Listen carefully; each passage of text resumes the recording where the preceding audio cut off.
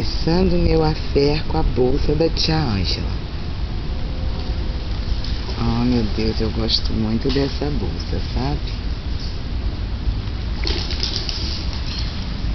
Eu sou uma gatinha muito linda, meu Deus do céu.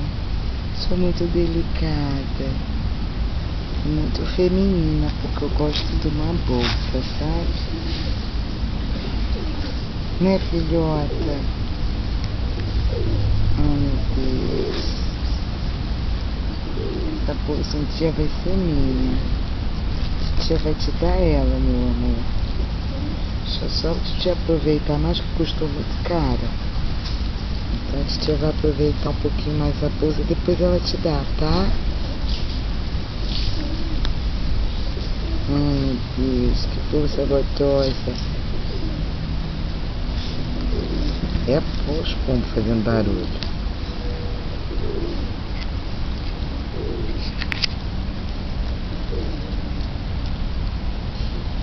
Oh, minha filhota linda. Como pode ser tão bonitinha, meu Deus do céu. Como é que o bebê tem coragem de fazer maldade com um bebê tão lindo? Como é que alguém tem coragem de pegar um bichinho desse e fazer maldade? Que coisa mais meiga. Meu amor!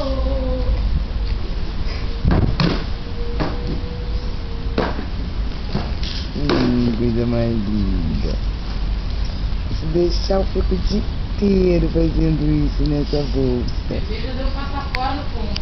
Bebê chegando, capotando quando a tia Sônia passou. Volta pra cá, o bebê lá no fundo. A mãe olhando, bebê se aproximando e a filhota entrando em êxtase. E o meu bebê mais amado do mundo, oh, chegando perto da titia. Oh, meu Deus do céu.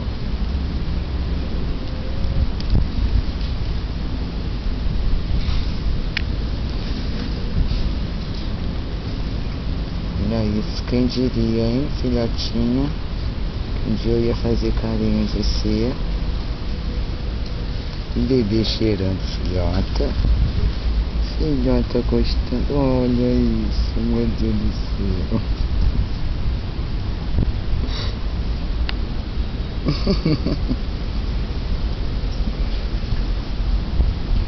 Quem diria, hein, filhota?